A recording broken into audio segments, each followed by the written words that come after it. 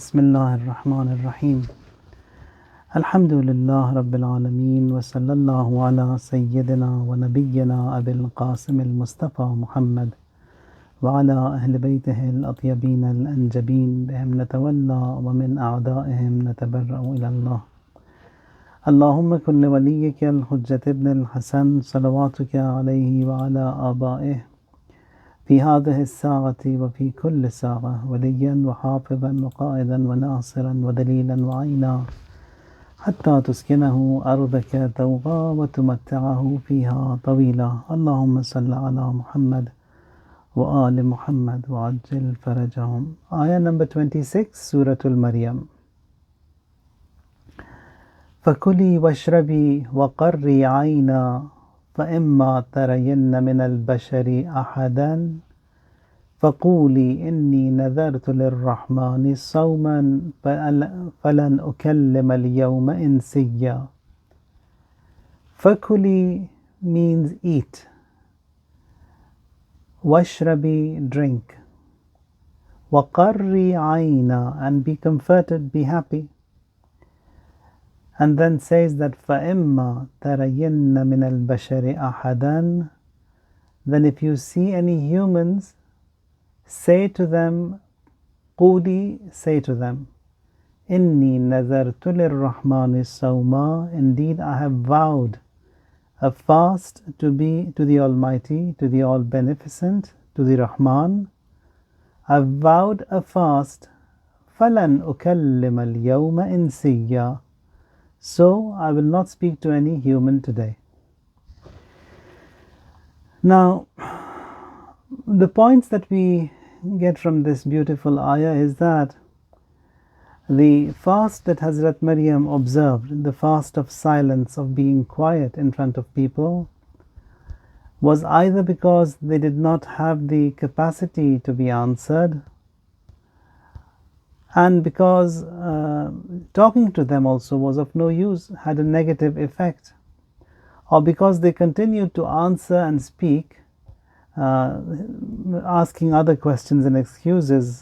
Here she preferred to be quiet, not to reply to them.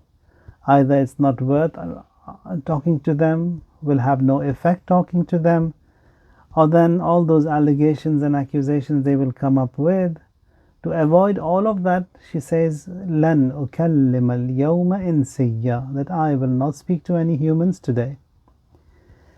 Imam as-Sadiq alayhi salatu wassalam, he says that when someone inquired about fasting, he in reply says that fasting is not only refraining from food and drink. And then he recited this ayah, that is, وَلَنْ أُكَلِّمَ الْيَوْمَ إِنسِيًّا فَكُلِي وَاشْرَبِي وَقَرِّي عَيْنًا فإما ترين من البشر أحدا فقولي إني نذرت للرحمن صوما فلن أكلم اليوم إنسيا. Imam recited this ayah. Now this ayah may be the continuation of Hazrat Isa's talk with Hazrat Maryam. We just mentioned in the previous session that it was Hazrat Isa talking to the mother, and the other opinion was that it is Jibreel. Now when we see all of these sequence and the pattern and the layout of the ayat, it sounds more like Prophet Isa talking to the mother and then comforting her in a way, telling her that be brave, and then I'm here to support, I'm here to help you, so you can consider me, you can count on me. So that's how he gave that strength to the mother. And then when she comes in the open, amidst the mob, amidst everyone looking at her, having those sights that want to tear her apart, she just points out at the baby. فَأَشَارَتْ. Asharat means she pointed out at the baby. Alright, now the messages that we get from this beautiful ayah is that a child, a son or a daughter, is the delight of one's eye, is the hope a person has, and it's that optimism of man in favors and barakat of the Almighty, where he says, وَقَرِّ عَيْنًا. قَرِّ عَيْنًا, delight of the eyes. Now the best food is that when it is cherished, when a person enjoys that what he is eating, and when it is consumed with tranquility. So it says here, وَكُلِي وَاشْرَبِي, you eat and you drink. وَقَرِّ عَيْنَا, with tranquility, with the delight of your eyes. وَقَرِّ عَيْنَا. Now the other thing that we learn from this ayah is that when she says نَذَرْتُ لِلرَّحْمَنِ صَوْمًا, نَذَرْتُ is from nazr, means a vow. نَذَرْتُ لِلرَّحْمَنِ means that I've vowed to the merciful, to the Rahman, that is to the merciful Lord. I have vowed نَذَرْتُ لِلرَّحْمَنِ صَوْمًا, a fast. What is that? لَنْ أُكَلِّمَ الْيَوْمَ إِنْسِيًّا, that I will not talk to any human today. So Nazr, it's a vow, and it has long past existed in the history, and it can be exercised in dead ends. When you find no way out, you can quickly perform a Nazr, and that way you can make things lawful and legal upon yourself, and also to keep away from all these accusations, allegations. Over here, if she was to talk and she spoke, people, they would not accept her, and then she would have to counter talk and then give further evidences. So the best was to keep quiet, observe silence, and she pointed out at the baby, and the baby said everything and in support of the mother, and also propagated his own mission, what he has to do in the future. So Nazr, it always existed. So Nazr means something that is not upon you, you impose it upon yourself. Like for example, now first of all, we always say that don't go after this Nazr and Qasam and vows and swearing and oath.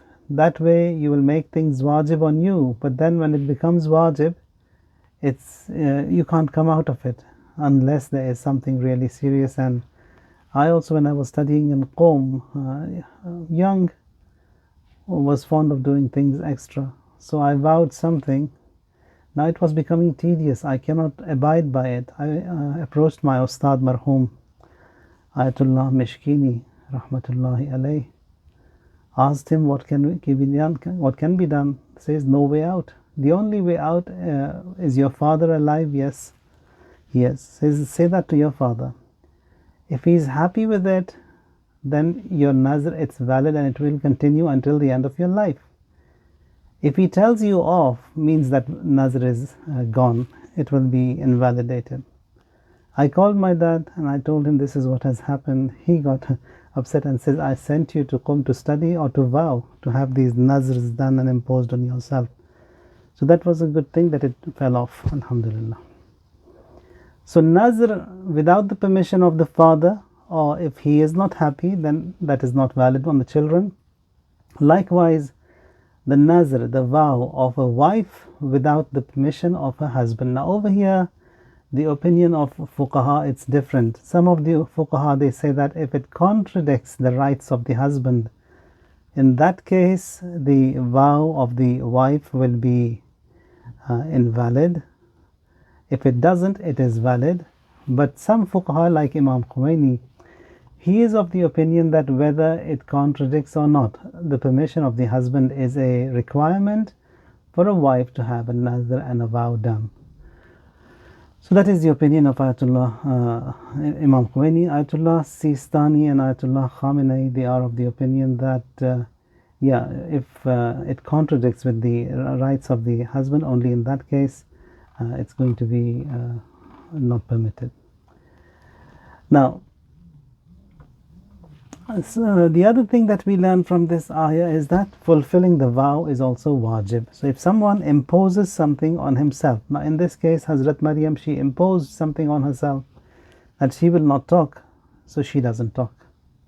But then at the same time she has to fulfill the vow. For that she doesn't speak. But then those talks and accusations that are coming towards her, she points out at the baby. So she is abiding by that nazr, the vow, and at the same time she is replying and communicating with others. So at times you have to be quiet. So observe silence before people They start talking. فَلَنْ أُكَلِّمَ الْيَوْمَ إِنْسِيًّا. So before them, before the people, and before the bombardment of that communication, or those nasty words that you would get from statements you would get from the people, so better to be quiet. Go on the offline mode. Don't talk to them. Now, the other thing that we learn, just put this in your mind regarding the vow and the qasam. Vow, it's something that you impose on yourself. For example, I want to perform the night prayers and I am not getting the hang of it, cannot do it. So I impose something on myself that I will perform the night prayers, and if I don't, for example, a few salawats will be recited, a few surahs will be recited, or some kind of a penalty like a sadaqah will be paid if I don't get up, if I don't say it. Now that is nazr.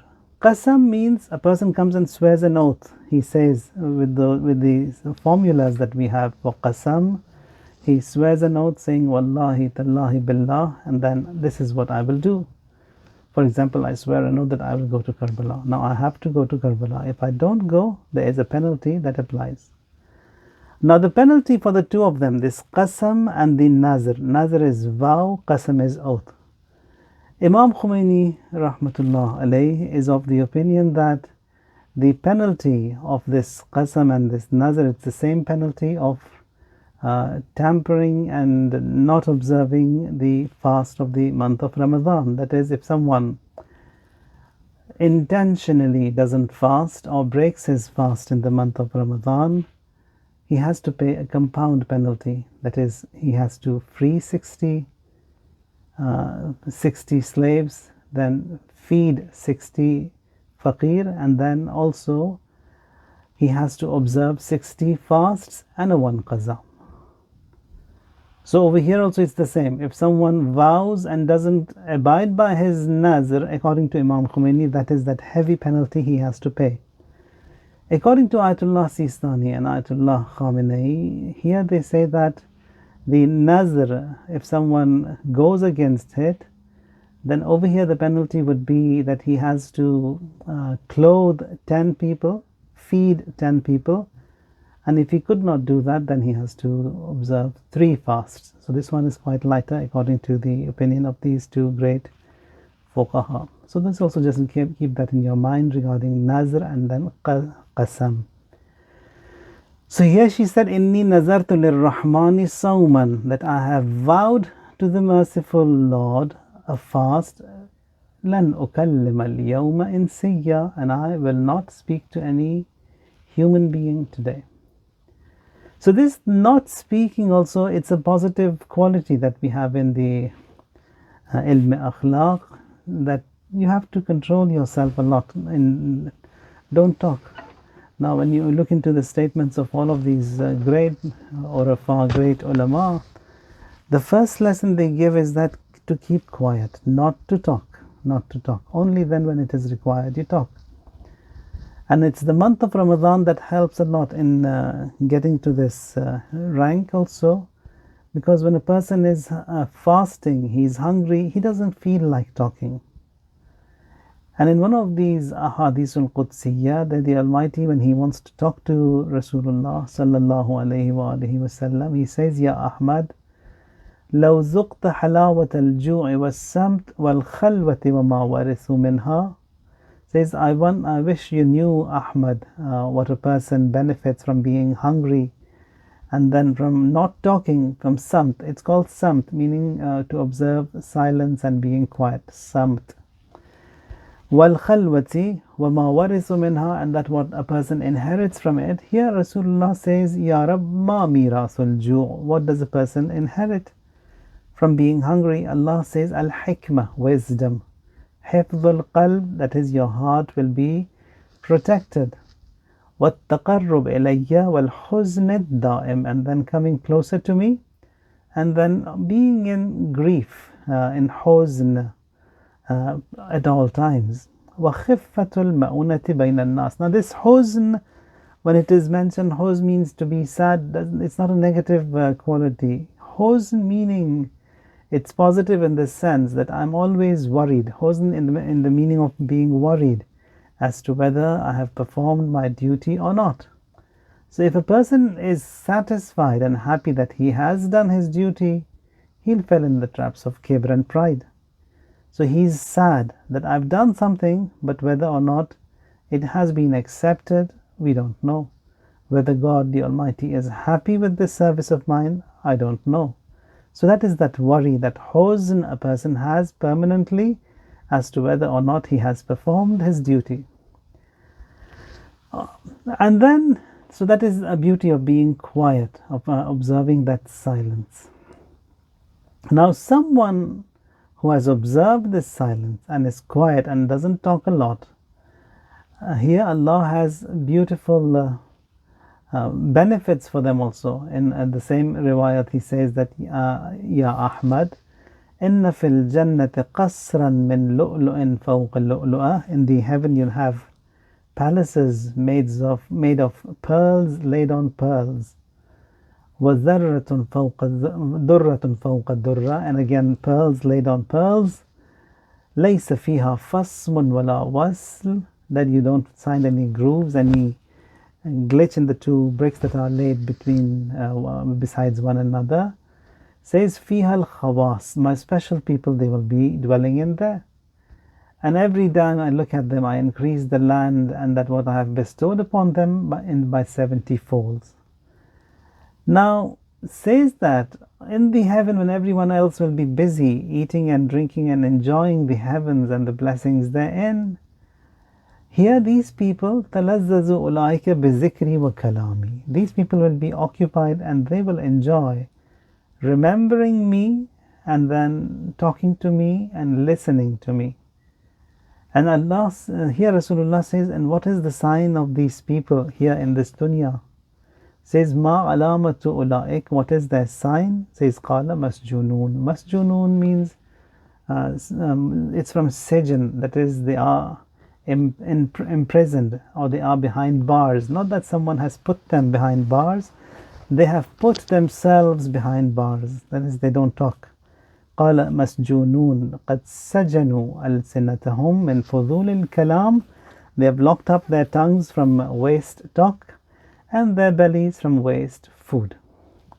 And for them, Quran also says, سقاهم ربهم شرابا طهورا, that Allah will quench them with a pure drink.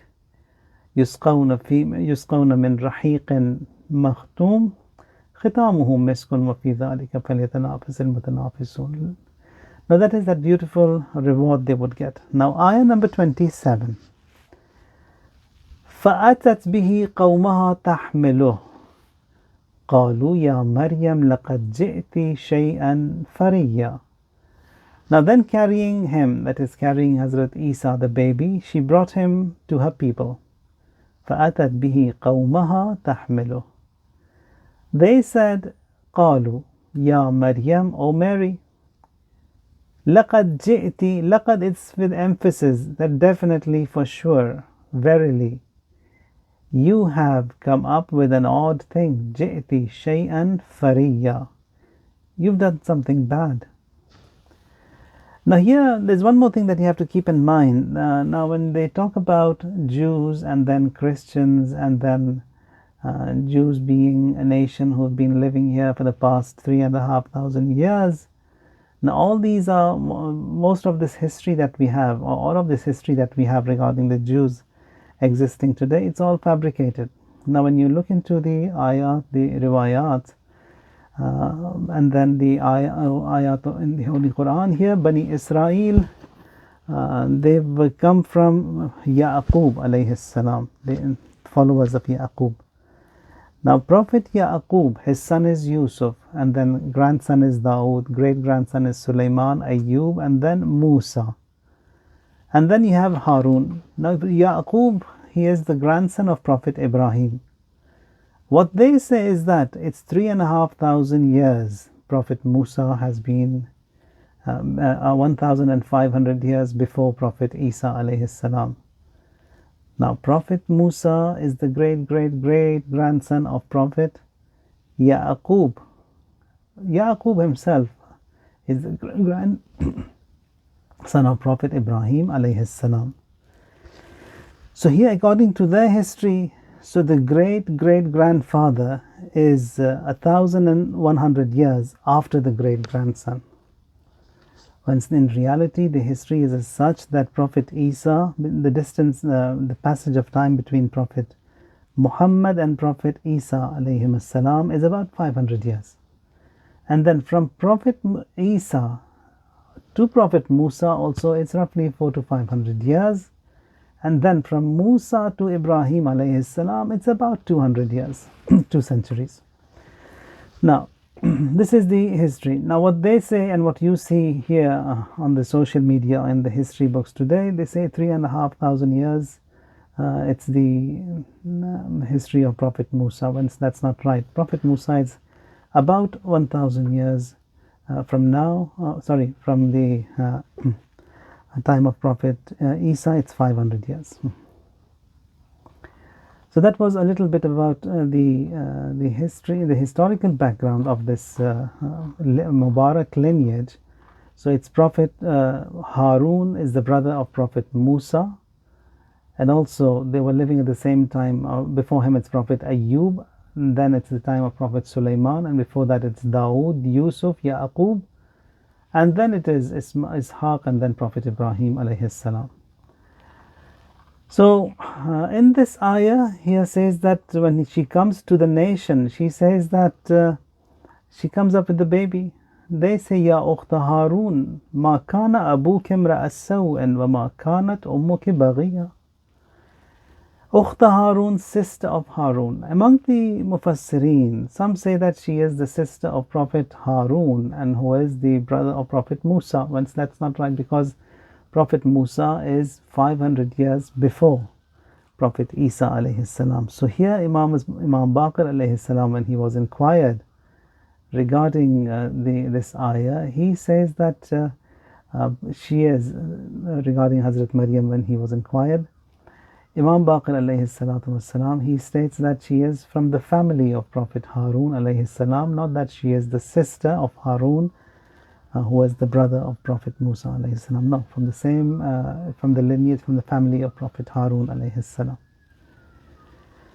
Now, the Prophet Rasulullah in this hadith, he states that she is from the family of Prophet Harun alayhi salam, not that she is the sister of Harun.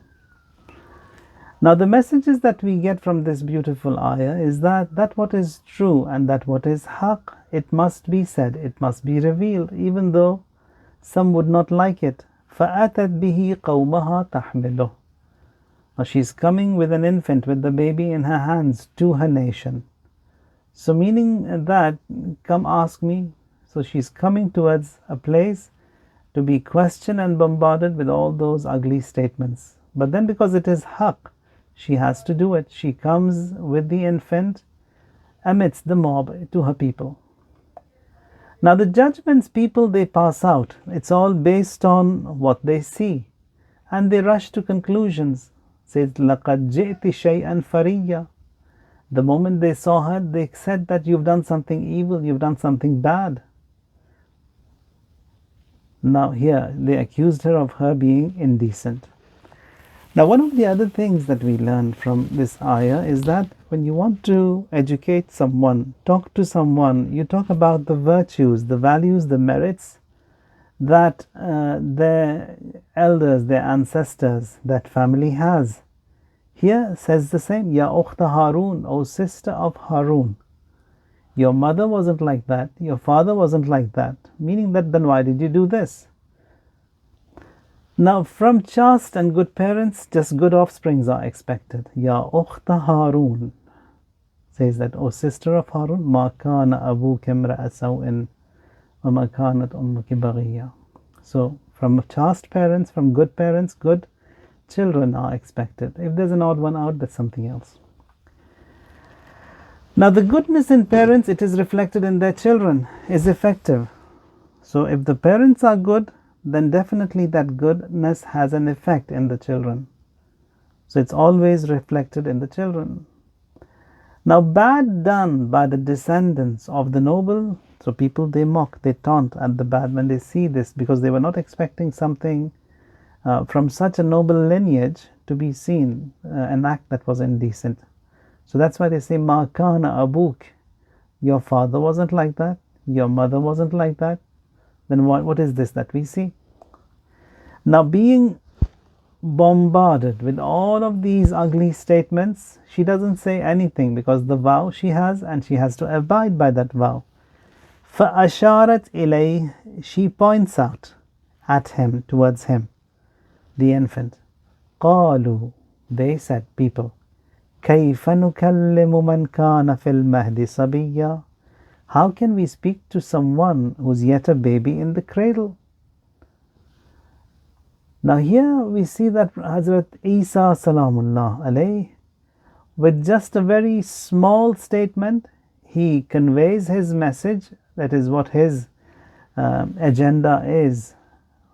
And at the same time, he proved that the mother is innocent, the mother is chaste. Says, قال, he said, Inni, indeed I, verily I, Abdullah, am the servant of Allah. Atani al-kitab, a book has been given to me. Waja'alani nabiyya, and he has made me a nabi, a prophet. Now the points that we learn from this beautiful ayah is that Hazrat Maryam salamullah alayha had vowed to remain silent. So abiding by her vow, instead of speaking to the people, she points out at the baby. فَأَشَارَتْ. Now the first statement of Hazrat Isa also is being a servant. That is, Inni Abdullah. That is, I am the servant of Allah. Now this is very important that we emphasize on being the servant of Allah a lot. In the tashahhud of our prayers, when we end, we say, Ashhadu annaka Muhammadan abduhu wa rasuluh. When we offer the funeral prayers on the marhumin, they also, there's the same thing. Allahumma inna hadha al-musajja abduka wa abnu abdik wa abnu amatik. We say that this body in front of me is your servant, O Lord, your servant and the servant of your, and the son of your servant, and the son of your maid. That is, that the mother is also being addressed as a servant. So that's being a servant. It's that highest of ranks a person can get. That is, being a servant, a creation of the Lord of the universe, and now serving. So even when Hazrat Maryam, when her father vowed that he wants to, so that she serves in that Baytul Maqdis. So being a servant, it's one of those highest of ranks. So serving the mu'mineen, serving the noble cause of Allah, being a servant of Allah, being tagged as Abdullah, Inni Abdullah in this ayah. Now the first statement of Prophet Isa alayhi salam is being a servant of Allah. But his followers, they exaggerated. Ghulub was seen by his followers. He says, Inni Abdullah, I am the servant of Allah. But the followers, they say he is the son of God. Imam Baqir alayhi salam was asked about, was Hazrat Isa a hujjah, an argument and evidence of God in his cradle? Imam replied, yes. He was a Nabi, even in the cradle, not a Rasul. He was bestowed with the rank of Risalat at the age of 7. So he is in the cradle, he is in the laps of the mother, he is an infant, he is a Nabi. And we have a hadith also, you must have heard it. It says that An-Nabiyyu Nabiyyu fi batni ummih, that a prophet is a prophet even if he is in the belly of the mother. So Prophet Isa, with one short statement, he removed all accusations that were pointed and addressed at the mother by saying, Inni Abdullah, I am the servant of Allah. Atani al-kitab, a book has been given to me. Waja'alani nabiyya, and he has made me a nabi, a prophet. So with this statement, he negated all of those negative remarks towards the mother. And at the same time, he mentioned what his agenda is for the future, that Inni Abdullah, and then Ja'alani Nabiyya, and he has made me a Nabi. Now the messages we get here. There where the Almighty Allah, He wants a baby to speak in the cradle, the infant speaks and puts away all the rumors and all the tests and fitnas that may be coming towards someone. So by that baby speaking, everything is put to an end. And when introducing ourselves, first we have to have this mindset and this ID, which should be sealed and stamped on us, that we are the servant of God first. We are Abdullah first. And then the other thing that we learn from this ayah is that in being a prophet and an imam, there is no age criteria, no age limit, that at a certain age only can nubuwwat and imamat be bestowed. No, at any age Allah intends that can be given. Now here we have got the example of Prophet Sulaiman and Isa and Yahya, who were given nubuwwat at a very young age in their childhood. And in the imams also we've got Imam Hadi, Imam Jawad and Imam Mahdi alayhimus salam, that all of them were given imamat in their childhood at a very young age. وَجَعَلَنِي مُبَارَكًا أَيْنَمَا كُنْتُ وَآتَانِي وَجَعَلَنِي مُبَارَكًا أَيْنَمَا كُنْتُ وَأَوْصَانِي بِالصَّلَاةِ وَالزَّكَاةِ مَا دُمْتُ حَيًّا. And He has blessed me, وَجَعَلَنِي مُبَارَكًا, and He has made me Mubarak. أَيْنَمَا كُنْتُ, wherever I may be.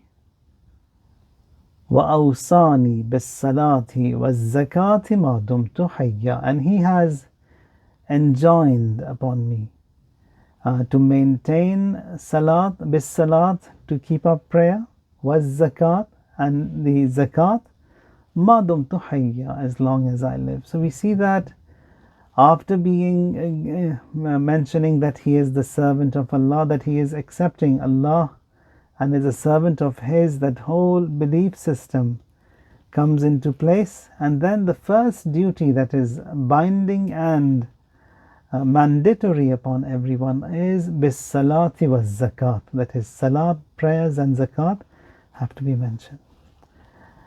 The next ayah, وَبَرًّا بِوَالِدَتِي وَلَمْ يَجْعَلْنِي جَبَّارًا شَقِيًّا. And He has made me good to my mother, and He has not made me self-willed and wretched. وَلَمْ يَجْعَلْنِي جَبَّارًا شَقِيًّا. Inshallah, we'll continue from ayah number 32 from the next session. May Allah wa ta'ala help us understand these beautiful ayat and help us apply them onto ourselves, inshallah, and this forthcoming month of Ramadan, by these ayat of Quran and the Quran of Allah wa ta'ala. Bond us further, bring us closer to Quran and to Ahlul Bayt alayhimus salam, and never ever distance us from Quran and from Ahlul Bayt. May that be here or in the hereafter. Wa subhana rabbika rabbil izzati amma yasifun, wa salamun ala al-mursaleen, walhamdulillahi rabbil alameen. Allahumma salli ala Muhammad wa ali Muhammad wa ajjal farajahum.